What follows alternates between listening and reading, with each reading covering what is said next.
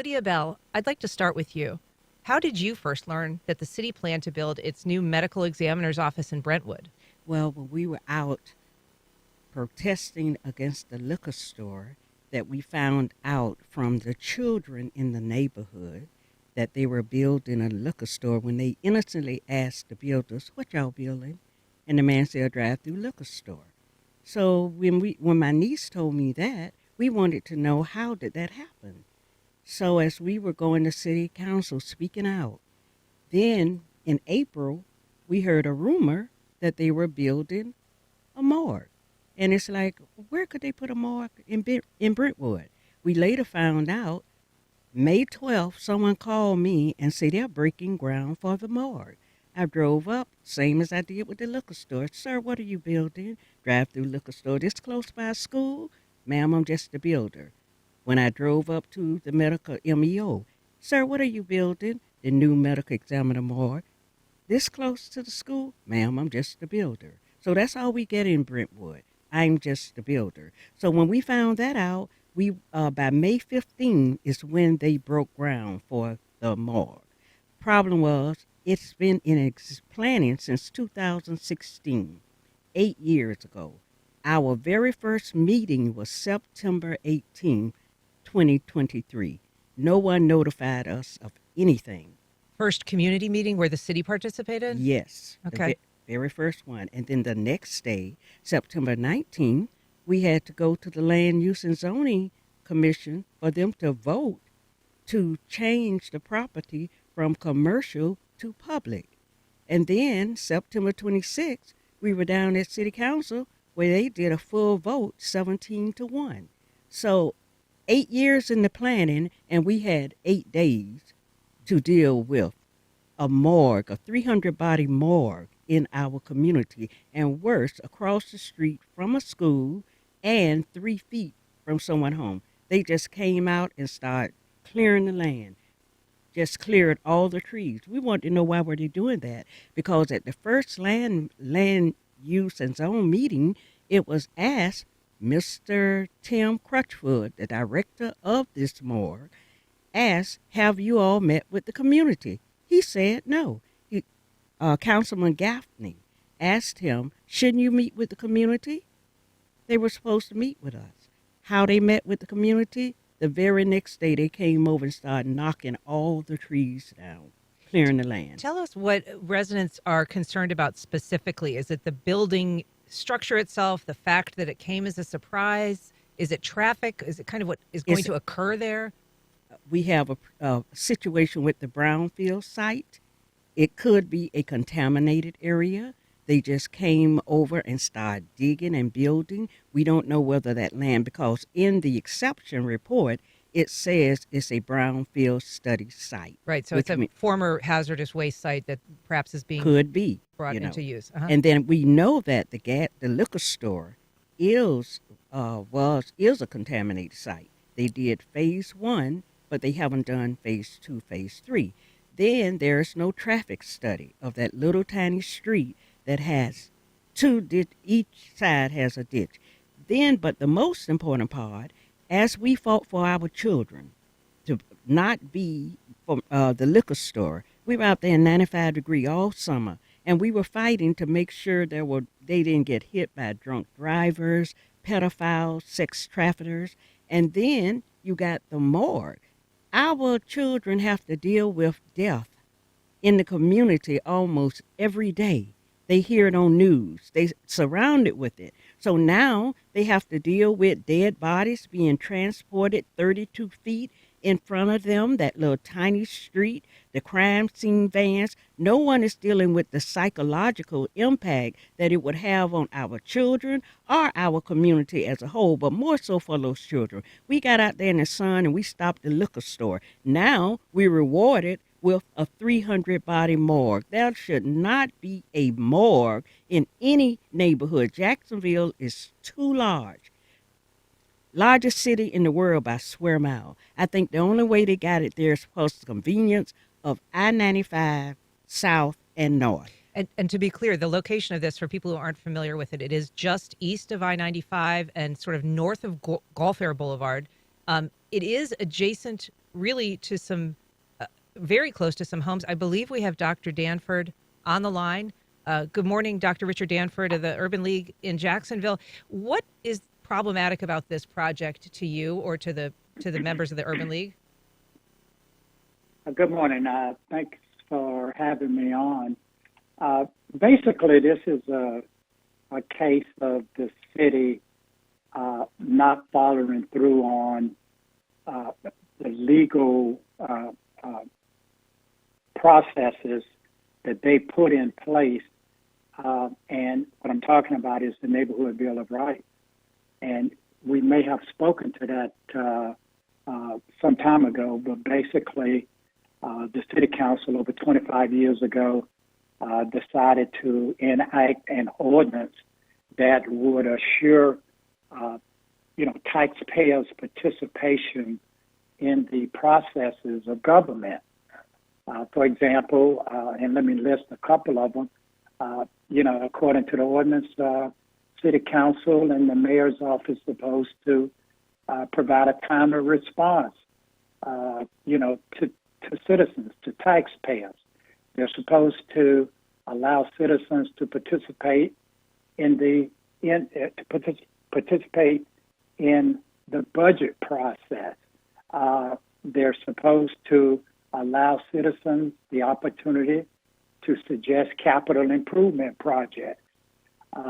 They're supposed to have the opportunity to participate in the actual design of publicly funded projects within adjacent in various neighborhoods. Now, this is not the first time that this happened here in Jacksonville. It happens quite a bit, but what we have is just a disregard and really a disdain for people who live in certain parts of the community. We know that Interstate 95 separated Jacksonville many years ago, and consolidation actually was put in place to render some of the inequalities, some of the inequities that existed in these neighborhoods.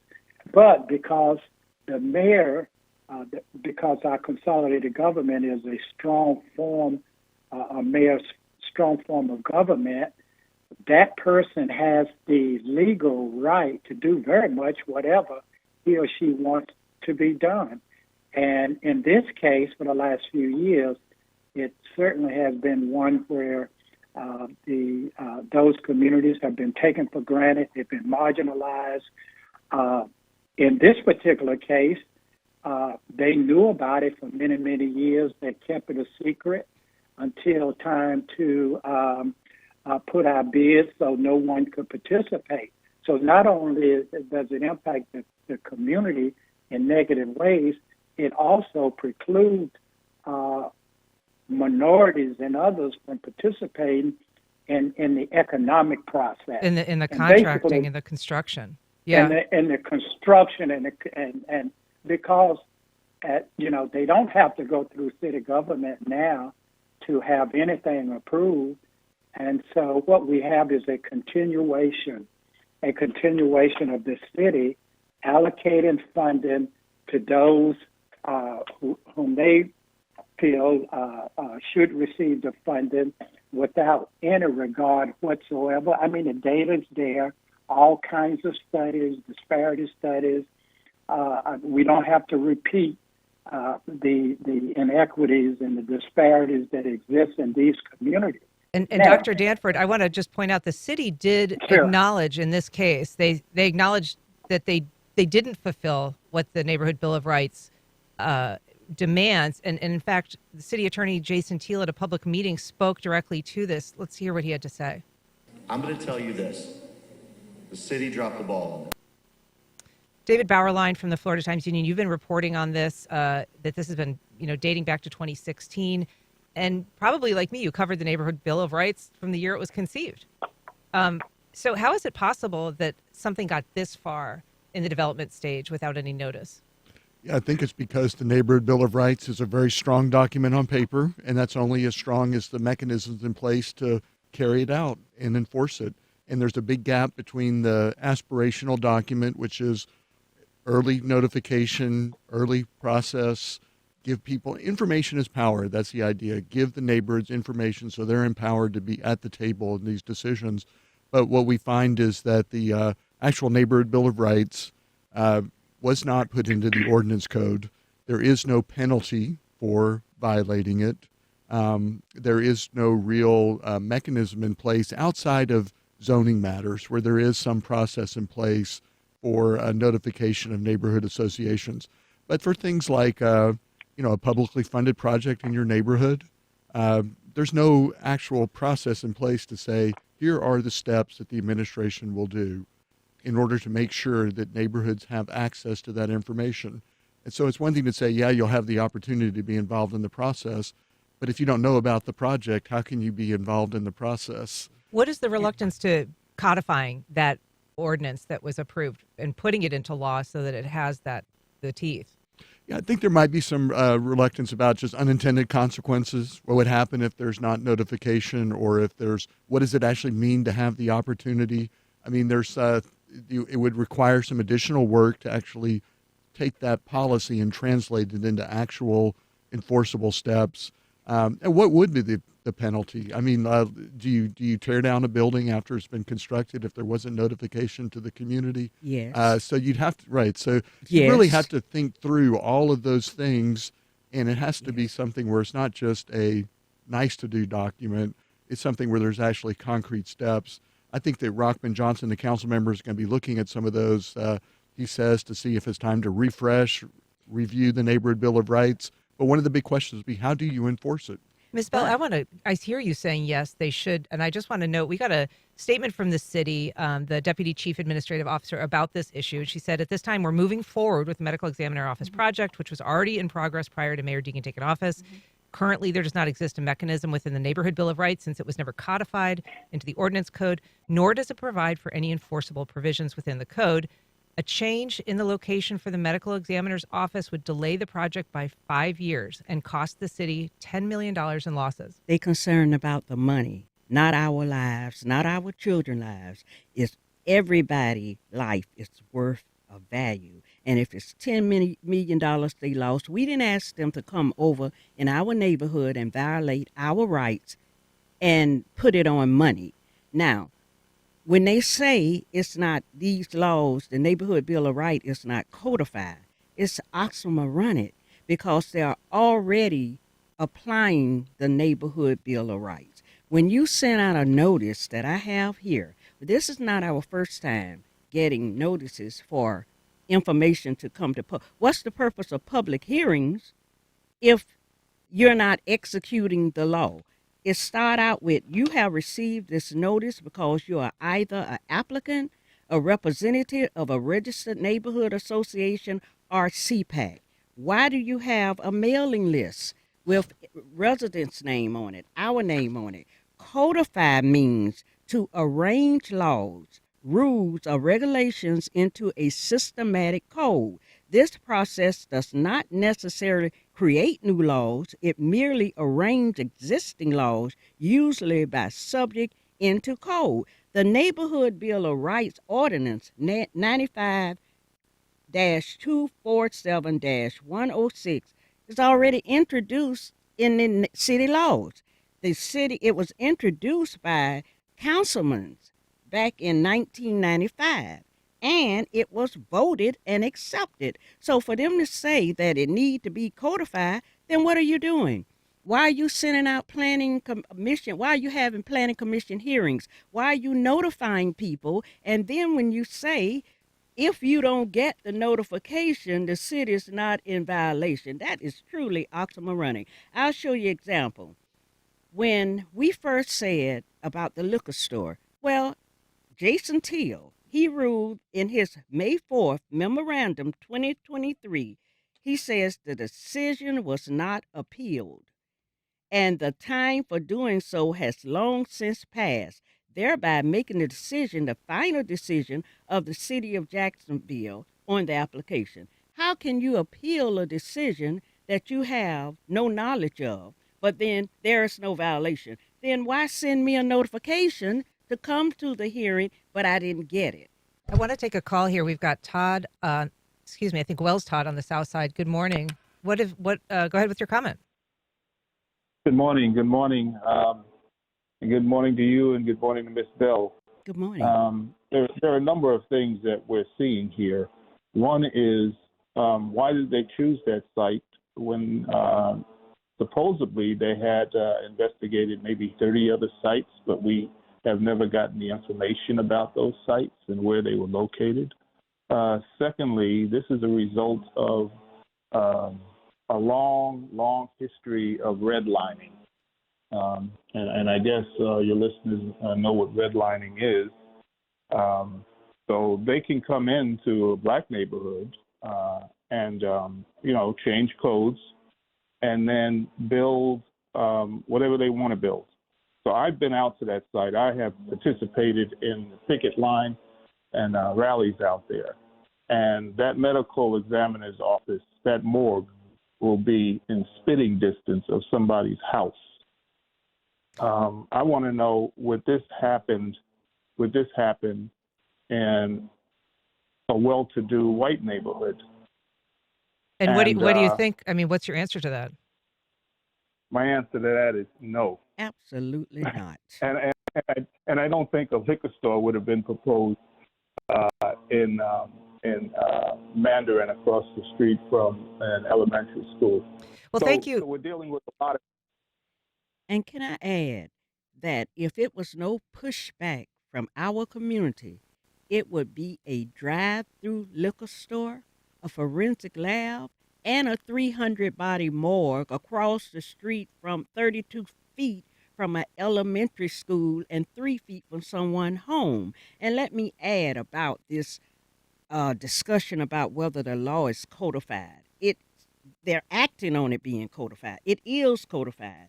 And in his memorandum, Jason Till also says these notices comply with the legal requirements for doing so as specified in the ordinance code and the Florida statute. From Jason Till, the city attorney. Till. I want to listen here now to District 10 City Council member Jacoby Pittman. She spoke after a recent meeting on this issue, and she agreed that the city dropped the ball, but she said that decision was made by the previous district council person, and she also said that the project wasn't all bad. Let's listen to what she had to say after that meeting.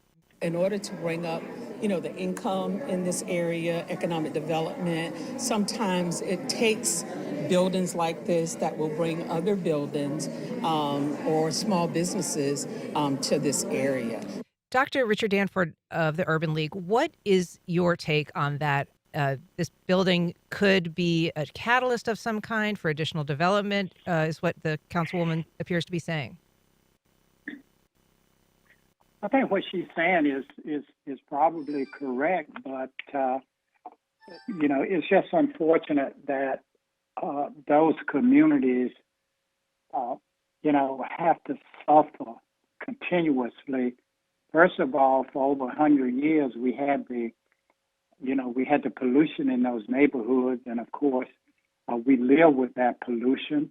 Now, what we have is various developers that are coming in, and they're mitigating that pollution and putting 4 feet of dirt, and then building schools on top of it, building gymnasiums that the city council rush off and provide over $1 million, for a developer to build a gym on former toxic neighborhoods. So we see the same thing happening in these communities. And Jacoby, I guess, if you build, they will come, and hopefully some development will happen around that area. But we already have development. We have people living there. And it's unfortunate that we beat down people so much in this community. And, it's all about the money and who's got the contract. And, the same thing happening with the school board, the whole school board issue in terms of the half-penny sales tax that was passed. As soon as they passed the sales tax bill, all the new schools, they fired the superintendent so that they wouldn't have to go through the procedures in order, for minorities and others to participate and to help build schools and to get contracts. It's all about economics. It's all about the money. And unfortunately, those marginalized communities get the worst of it. Well, we want to hear from you too. Please join our conversation. Call us at 549-2937. Tag us on X at FCC On Air. Email us at firstcoastconnect@wjct.org, or you can message us through Facebook or Instagram. We're talking about a controversial development in the Brentwood area, which would put a 300-space morgue in that community. We've heard on Facebook from Mark. He says, how is putting a morgue in a community any different from putting a funeral home in that same community? It may not be equivalent, but very similar. And it's worth noting there is a funeral home not too far from this morgue. It's two of them, and we fought against those funeral homes bringing a crematorium in our neighborhood. In 2011 and 2019, we fought that. So if we don't want crematoriums, and the difference is, what about all that blood? 300 bodies. You got chemicals. You got blood that's going into the sewage system. Who want to live around? And that's not 300 bodies at one time. That's 300 after 300 after 300 in front of school children. They don't need to see that. That's a psychological impact on their mind. That's the difference. You don't have 300 bodies at one time at a funeral home. So that's the difference. Also, I want to add what Councilman Coleman, Jacoby Pittman said. She made that statement after our very first meeting, September the 18th.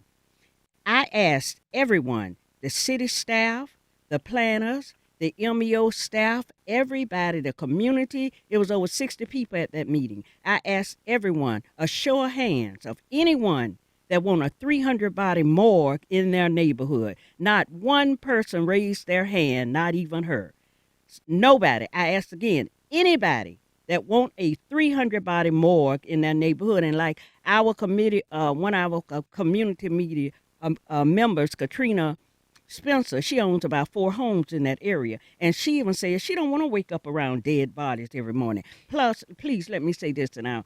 Also, the next day, Jacoby made the statement, studies, because one of the people confronted her about disappointed that she voted for this.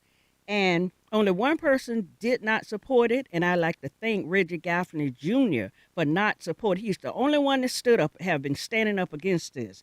But Jacoby Pittman says studies have been conducted in the community of what residents want. Opponents of the morgue is just a few people out of 70,000. And that is a bold-faced lie. Because since September, I have asked her to give me the copies of these studies. I have gone down to city council public meeting and asked her to give me the copies of these studies, and she haven't produced it yet.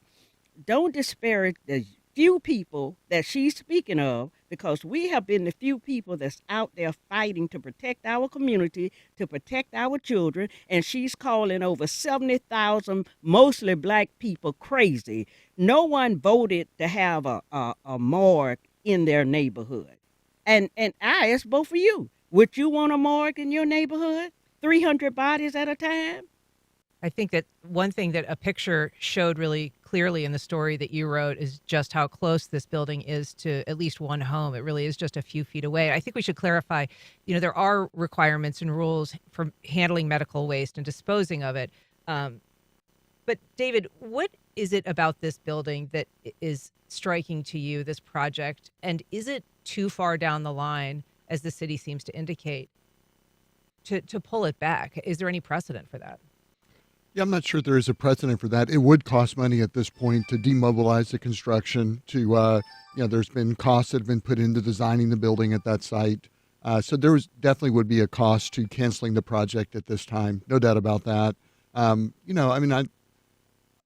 I was working on this story, I asked a few people in my neighborhood. I live in a subdivision in East Arlington. I said, how would you feel if you saw site clearing at our corner of our street and they were going to put in a medical examiner's office with the morgue? And they said, I'd be against that, and I'd be outraged about that.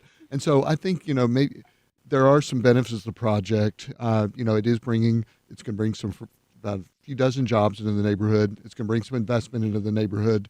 I know that Ms. Bell may disagree with that assessment, but the thing is, there was no early notification. People were not brought in early on this process so they could make their objections to it, so they could put maybe there could have been a different way to have located the building that would have had less objections. Maybe you could have had a tree buffer there between the neighborhood and the building. There are all those opportunities that never got acted on or even could be brought to the table by the neighborhoods. We've got a call here. I just want to take, because I know Stanley's been waiting a minute or two to join the conversation. Good morning, Stanley. Go ahead.